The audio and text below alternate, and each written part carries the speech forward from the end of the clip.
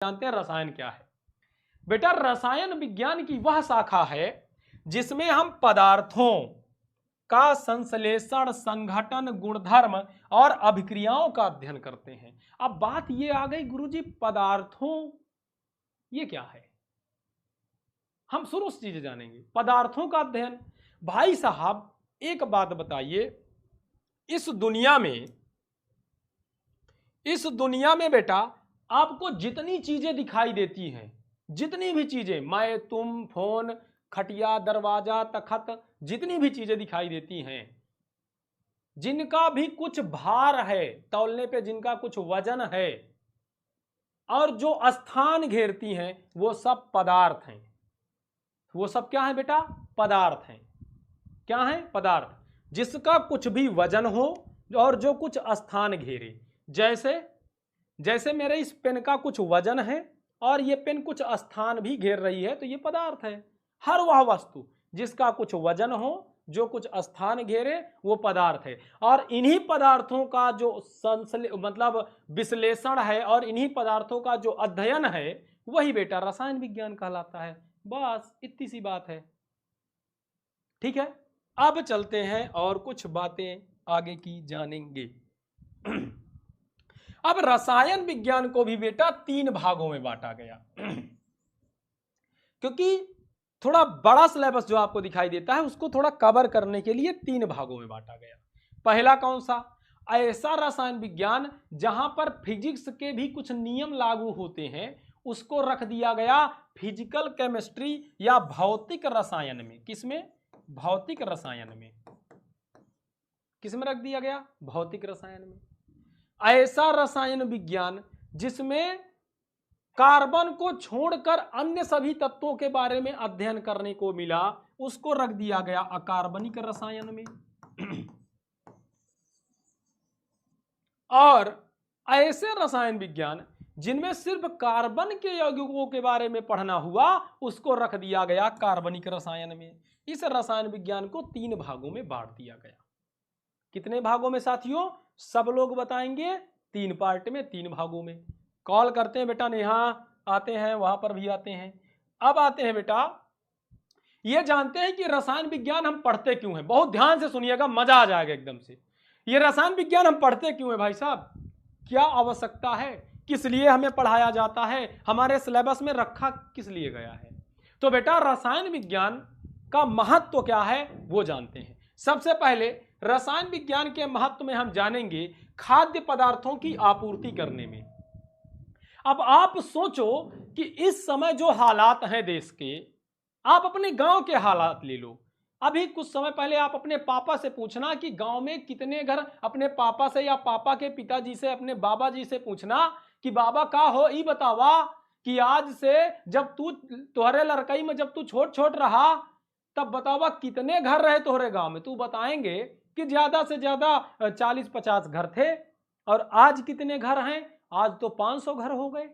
मतलब दिन प्रतिदिन लोगों की जनसंख्या बढ़ रही है। अब जब जनसंख्या बढ़ेगी तो लोग घर मकान बनवाएंगे, फैक्ट्रियां बनवाएंगे, तो जो उपजाऊ जमीनें हैं उसमें कमी आएगी और भोजन की समस्या होगी। तो भोजन की आपूर्ति करने में भी रसायन विज्ञान का बहुत बड़ा हाथ है, इसलिए हम रसायन विज्ञान 11 में पढ़ते हैं। अब आप सोचोगे गुरुजी भोजन की आपूर्ति रसायन विज्ञान कैसे करता है? तो आओ बताते हैं। अब जैसे मान लो आपके यहाँ खेत है, खेत में आपने कुछ फसल बो दी और उन फसल में बेटा क्या हुआ, अब वो फसल में उस खेत में मिट्टी में कुछ पोषक तत्वों की कमी थी, यूरिया की कमी थी, नाइट्रोजन की कमी थी और अच्छे फसल नहीं हो पा रही थी। तो आपने क्या किया, आप ज्यादा फसल, ताकि आपका अनाज ज्यादा हो, आप बाहर से यूरिया, डीएपी, पोटास, तमाम प्रकार के रसायन लेकर के आए और अपने खेतों में छिड़काव कर दिए। फसल पहले अगर 4 बोरा गेहूं होता था तो इस बार आपके पास 5 बोरा गेहूं हो गया, 7 बोरा गेहूं हो गया। तो क्या हुआ, खाद्य पदार्थों की आपूर्ति हुई ना। कुछ बढ़ा कि नहीं बढ़ा? बिल्कुल बढ़ा ना साथियों, बहुत अच्छे। तो वही बात है, रासायनिक उर्वरकों की आपूर्ति कृषि के क्षेत्र में फसल की उपज को बढ़ाने के लिए, जैसे आपका बेटा यूरिया हो गया, कैल्शियम हो गया, अमोनियम सल्फेट हो गया, ये सब उर्वरक के रूप में हमारे पापा बाबा खेत में छींट देते हैं, जिससे फसल अच्छी होती है। और ये जितने भी उर्वरक हैं बेटा, ये सब रसायन होते हैं। इसलिए हम रसायन विज्ञान का अध्ययन करते हैं कहाँ पर? कक्षा 11 में, और इतनी मोटी बुक में।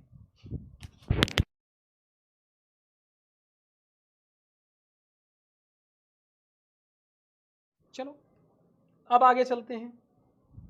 कॉल मी सर, बेटा बहुत जल्दी आलोक कॉल करते हैं, आप हमारे साथ बने रहिएगा साथियों। हाँ चलिए आगे आ जाएं। दूसरा, हम देखते हैं कि जो हमारी फसल है, कभी कभी उसमें तमाम प्रकार के कीड़े मकोड़े लग जाते हैं और हमारी फसल को खराब कर देते हैं। कर देते हैं कि नहीं कर देते? कमेंट बॉक्स में बताइएगा। कर देते हैं कि नहीं कर देते? तमाम प्रकार के छोटे मोटे कीड़े मकोड़े लग जाते हैं, जैसे कि आपको यहां दिख रहा होगा, चींटियां हैं, मधुमक्खी है, और छोटे छोटे तमाम प्रकार के कीड़े लग जाते हैं, है ना, और वो पूरी फसल को बेकार करके रख देते हैं। अब मान लो इसके लिए अगर आपके पास कोई दवा नहीं है तो आपकी फसल तो गई, तो खाद्यान्न की कमी हुई। जब फसल ज्यादा नहीं होगी तो तुम खाओगे क्या? फिर भुखमरी आएगी। तो इससे बचाव के लिए भी रसायन का उपयोग होता है। क्या? तो इससे बचाव के लिए जैसे अनेक रासायनिक पदार्थों का उपयोग कीटाणुनाशक, फफूंदीनाशक और जंतुनाशी के रूप में किया जाता है। जो आपके फसल में फफूंद लग गई है, छोटे छोटे कीड़े मकोड़े लग गए हैं, उनको नष्ट करने के लिए तमाम प्रकार के कीटनाशी आते हैं, जिसको दुकान से ला करके हमारे मम्मी पापा खेत में क्या करते हैं, हमारे किसान भाई साहब जो होते हैं वो इस तरह से छिड़काव कर देते हैं। तो जो भी हमारे फसल में कीड़े मकोड़े लगे हैं वो नष्ट हो जाते हैं। हो जाते हैं कि नहीं हो जाते? चलते हैं अब आगे और आगे देखें। तो बेटा स्वस्थ एवं साफ सफाई में भी रसायन विज्ञान का उपयोग होता है। अब सोचोगे सर जी साफ सफाई में रसायन विज्ञान कैसे यूज करेंगे? अरे भाई साहब, आप बाथरूम जाते हो, हाँ गुरुजी, बाथरूम से आते हो तो हाथ किससे धुलते हो? डेटॉल से। किससे धुलते हो? डेटॉल से। डेटॉल क्या है? रसायन ही तो है। आपके डेली लाइफ में, घर में रोज आप यूज करते हो रसायन। तो यही कारण तो है रसायन पढ़ने का, क्योंकि आपके जिंदगी में, निजी जीवन में भी इसका क्षण क्षण हर पल उपयोग मिलता है। तो डिटॉल हो गया, फिनाइल हो गया, ये सब क्या है? रसायन ही तो हैं।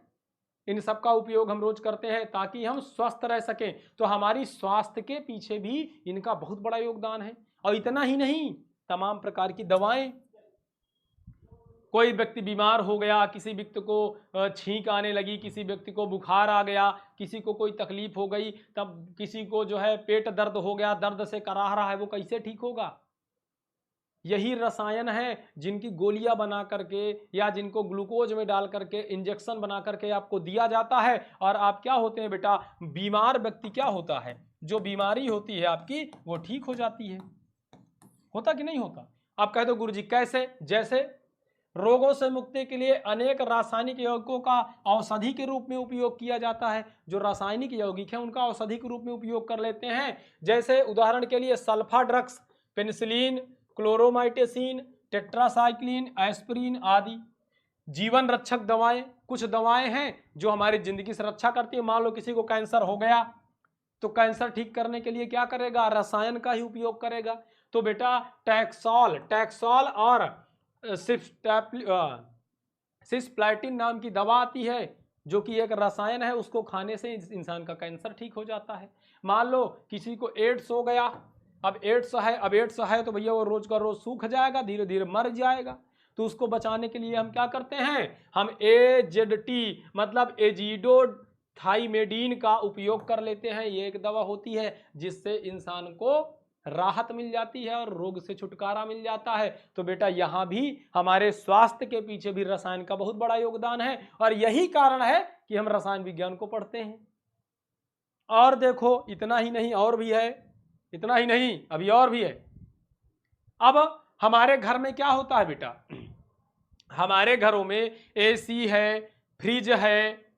एसी फ्रिज सबके घर में पाई जाती है। एसी हो गया, फ्रिज हो गया और वायुयान हो गए, इन सब से CFC निकलती है। क्या निकलती है? CFC। ये क्या है बेटा? ये होती है क्लोरो फ्लोरो कार्बन, क्लोरोफ्लोरोकार्बन नाम की गैस निकलती है। अब हालांकि जो विज्ञान होता है ये हमारे लिए वरदान तो है, लेकिन कहीं ना कहीं अभिशाप भी हो जाता है, कहीं ना कहीं नुकसान भी कर देता है। जैसे फोन हमारे लिए बहुत अच्छा तो है, परंतु ये फोन की वजह से हमारी आंखें खराब होती हैं, नुकसान भी कर देता है। तो इसके भी बचाव के लिए हमें फिर क्या करना पड़ता है, विज्ञान का ही सहारा लेना पड़ता है। सर कॉलिंग लगा दीजिए। अब जैसे मान लो हमारे घर में एसी है, कूलर है, फ्रिज है। अब एसी और फ्रिज से क्लोरोफ्लोरो नाम की एक गैस निकलती है जो कि सीधा वायुमंडल में जाती है, और वायुमंडल में जाकर के वायुमंडल के ऊपर एक ओजोन नाम की परत होती है ऑक्सीजन की, और वो उससे टकरा करके उसको तोड़ देती है। उसमें ऑक्सीजन होती है और उससे ऑक्सीजन को तोड़ करके अपने साथ ऑक्साइड बना के उसको नष्ट कर देती है। अब ये जो ओजोन की परत है बेटा, ये सूर्य से आने वाली हानिकारक किरणों से हमारे शरीर की रक्षा करता है। अब इसको क्या किया, CFC हेलो कार्बन निकली और इसको तोड़ दिया। हेलो, ठीक है।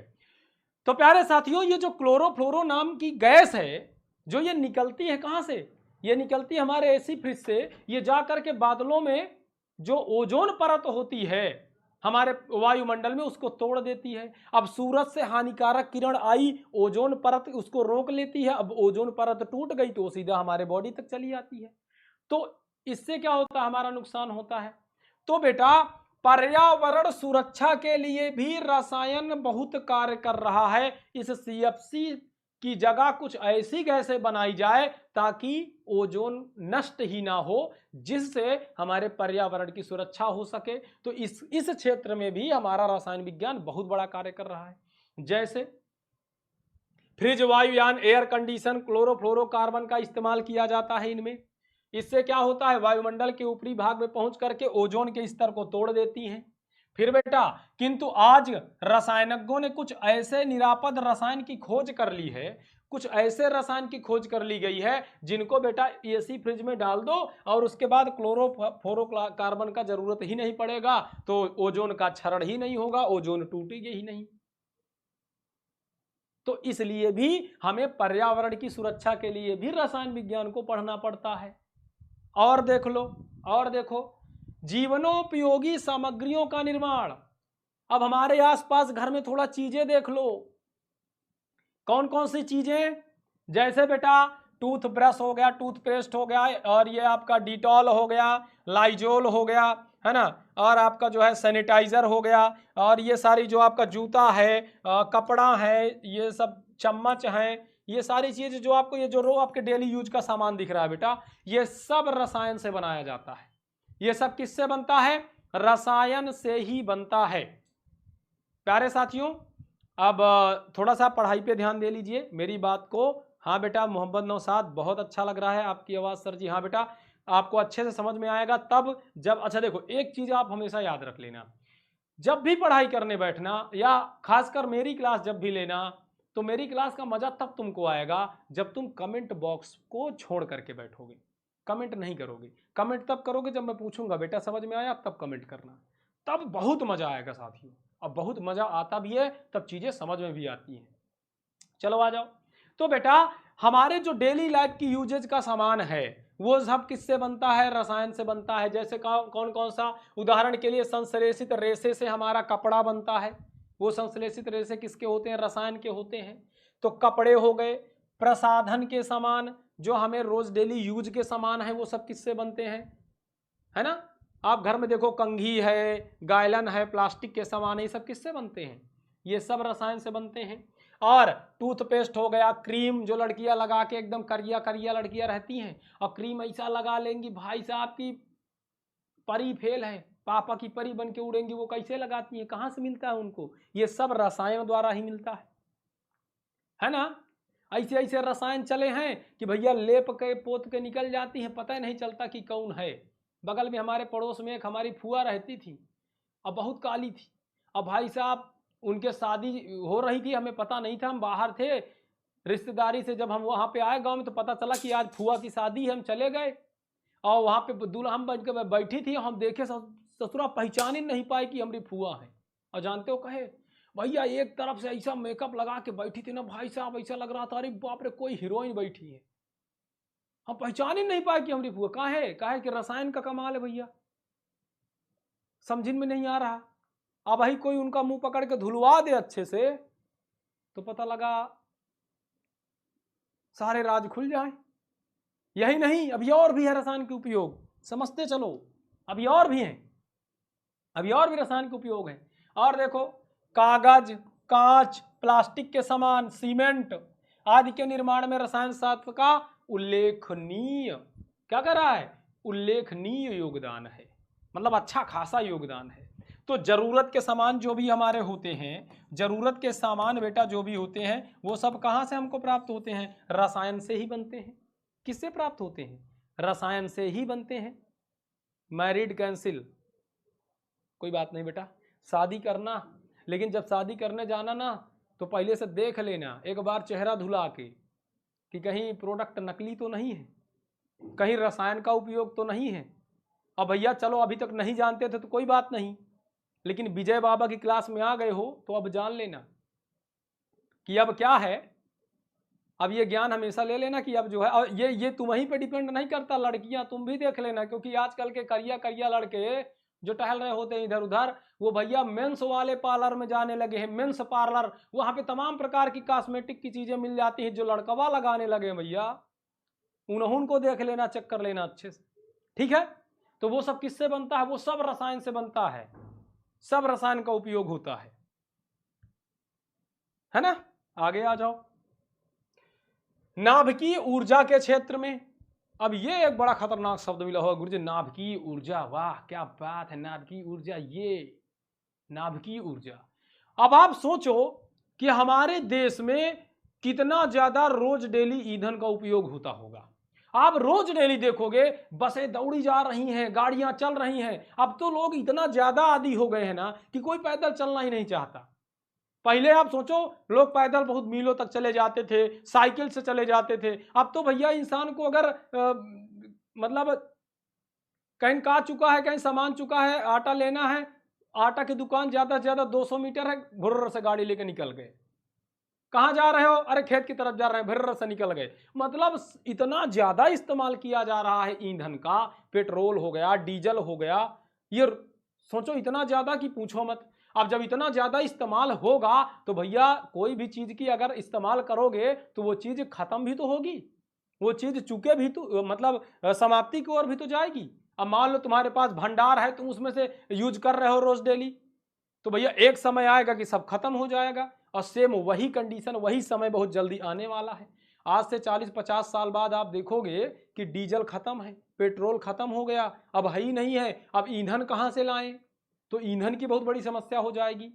सारी गाड़ियां जो आपकी दौड़ रही हैं सब खत्म, बंद हो जाएंगी।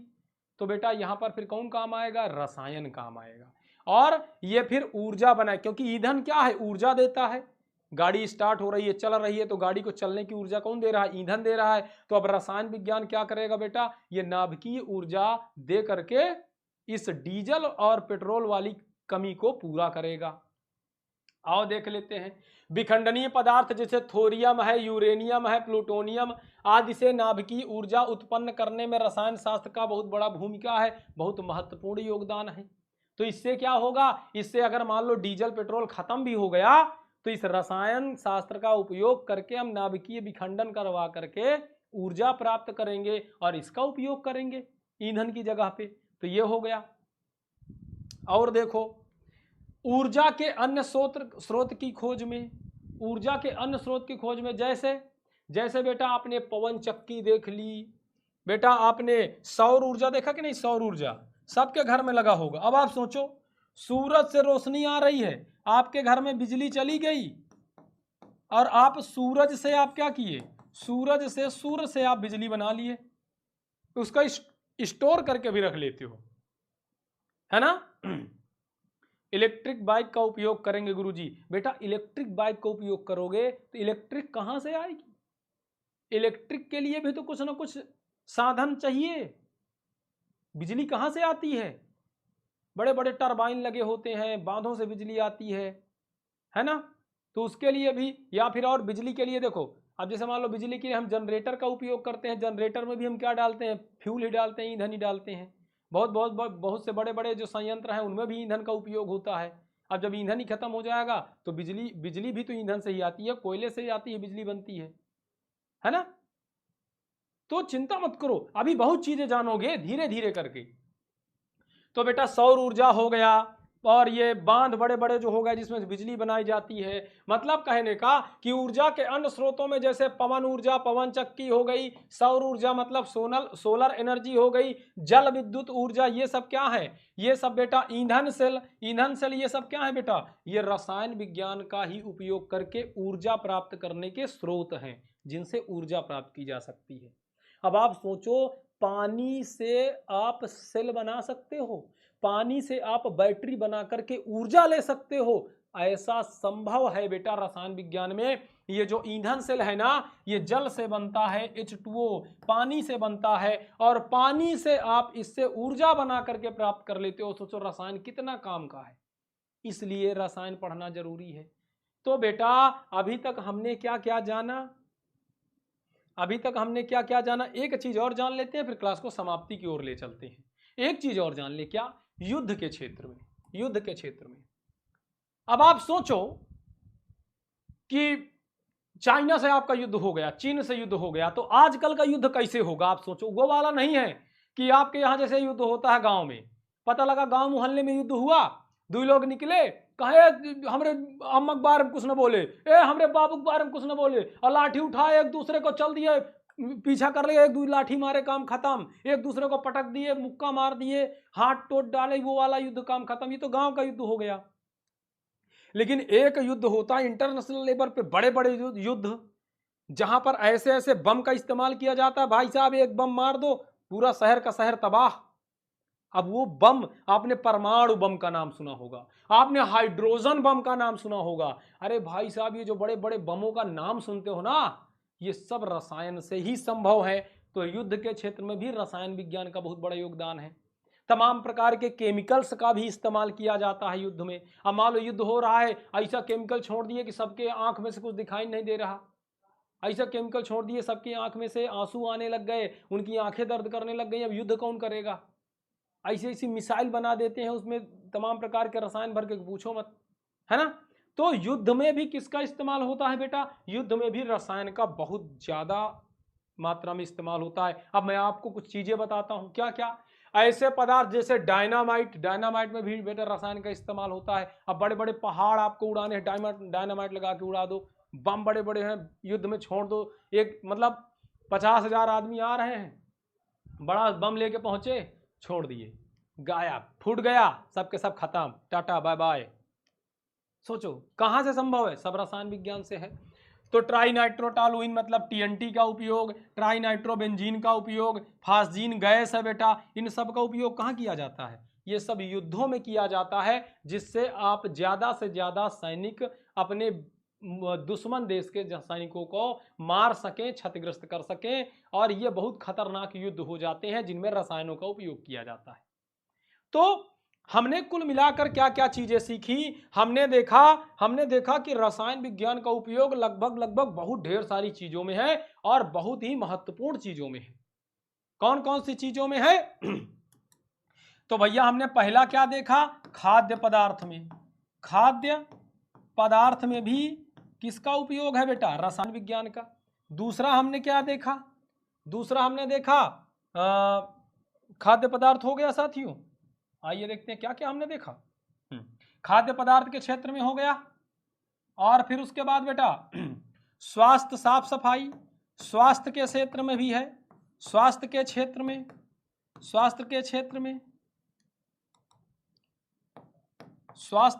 में है हमारे साफ सफाई में। फिर तीसरा और किस क्षेत्र में है, तो स्वास्थ्य का क्षेत्र हो गया साथियों। पर्यावरण की सुरक्षा में भी रसायन का उपयोग है, पर्यावरण की सुरक्षा, भैया पर्यावरण को कैसे सुरक्षित रखें, नहीं रहेंगे तो मर जाएंगे। फिर उसके बाद पर्यावरण की सुरक्षा के बाद बेटा जीवन उपयोगी सामग्री बनाने में, उपयोगी सामग्री जैसे सीमेंट हो गया, प्लास्टिक के बर्तन हो गए, है ना, ये सब। फिर उसके बाद क्या है ऊर्जा के स्रोत, ऊर्जा के स्रोत, भैया ऊर्जा प्राप्त करने के लिए भी उपयोग होता है। फिर उसके बाद 5 हो गए, छठवां आ जाओ, युद्ध के क्षेत्र में भी होता है इसका इस्तेमाल, युद्ध के क्षेत्र में।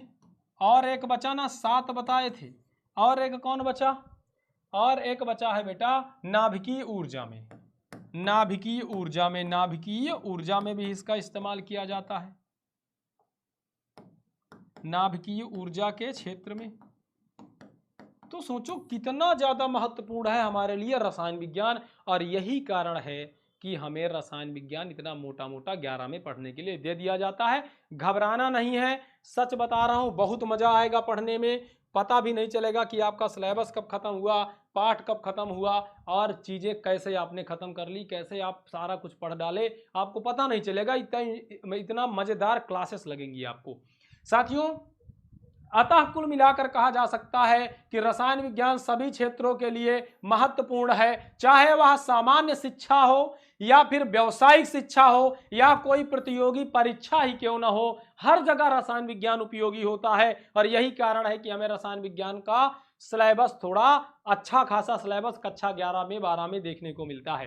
तो प्यारे साथियों, कमेंट बॉक्स में कमेंट करके जरूर से जरूर बताइएगा कि क्लास कैसी लगी, कहां पर आपको चीजें अच्छे से समझ में आई, कहां पर आपको कोई डाउट था, एक एक बातें कमेंट बॉक्स में जरूर बताइएगा साथियों। और मिलते हैं फिर कभी अमेजिंग से सेशन को लेकर, फिर मिलते हैं कल की क्लास में। और मैं कुछ होमवर्क दे देता हूं बेटा, होमवर्क वैसे आपका आज बहुत छोटा सा रहेगा, होमवर्क सिर्फ इतना है कि आपको यह बताना है कि रसायन विज्ञान का उपयोग, रसायन विज्ञान का उपयोग कहाँ कहाँ किया जाता है, रसायन विज्ञान का उपयोग कहाँ कहाँ किया जाता है, उपयोग कहाँ कहाँ किया जाता है, बस आपको ये बताना है, ठीक है। रसायन विज्ञान का उपयोग कहाँ कहाँ पर प्रयोग किया जाता है, कहाँ कहाँ किया जाता है, या सीधा सीधा ऐसा कर ले, रसायन विज्ञान का उपयोग किन किन क्षेत्रों पर किया जाता है, किन किन क्षेत्रों पर किया जाता है, बस साथियों किया जाता है, बस बता दोगे। अगली क्लास बेटा आप कल बताई जाएगी, अगली क्लास में क्या लेकर के आएंगे, कल आपका टॉपिक मिलेगा। तो मिलते हैं अगली क्लास में एक धमाकेदार सेशन को लेकर के। इस सेशन में आप कमेंट बॉक्स में जरूर बताइएगा क्लास कैसी लगी, कोई भी डाउट हो मन में और प्रश्न अगर आ